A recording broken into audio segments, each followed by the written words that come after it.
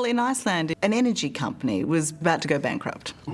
A new manager came in and said, OK, we've got to throw everything out and start again, and made a conscious decision based on his belief that it's a human right that men and women are paid equally. And so went out of his way to make the workforce within that company 50-50 as much as he could in terms of men and women being represented. So we're talking about engineers, we're talking about tradespeople, we're talking about in workshops, we're talking at the managerial level.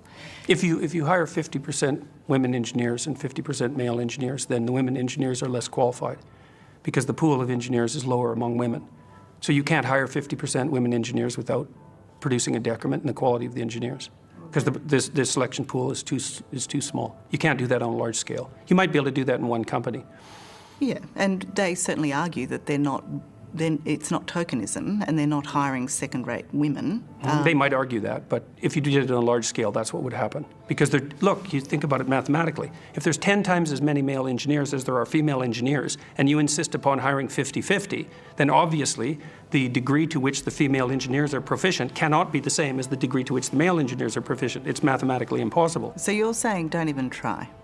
No. I'm saying something much more specific than that. Now, one company might be able to do that for a short period of time in one isolated location.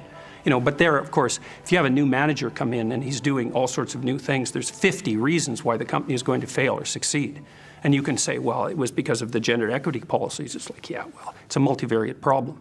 But they do point to the diversity now of the workforce, to improved morale, to improved strategies on how to come up with solutions, to their increased profitability. None of that research is credible. There's no evidence whatsoever that diversity as measured by racial or gender representation has any bearing whatsoever on creativity, productivity, outcome, any of the things you're measuring. None of that research is credible in the least. It's not at all. Men and women make different amounts of money. Well, sorry, that's not a fine-grained enough analysis. More agreeable people get paid less. Why? They're not as assertive. So does agreeability mean that you're just not as good at the job? No. So shouldn't... It depends on the job, I would say. Yeah.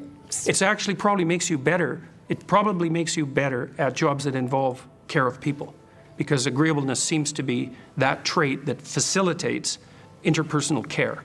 So my suspicions are, the research on this isn't solid, but my suspicions are that agreeable nurses are better than disagreeable nurses. But we don't know, and the effect isn't that large. Agreeableness tends more to tilt you in terms of interest than in terms of competence. That's how it looks so far. If I'm understanding what you're saying, the picture you paint is a bleak one. No, I don't think it's particularly bleak. It looks like real salaries are on the rise and general levels of poverty around the world are declining incredibly rapidly. Women are being educated at an unbelievably high rate compared to 30 years ago. Like, there's all sorts of reasons to be optimistic, but equity is not one of them. It's a bad idea, and we're going to pay for toying with it.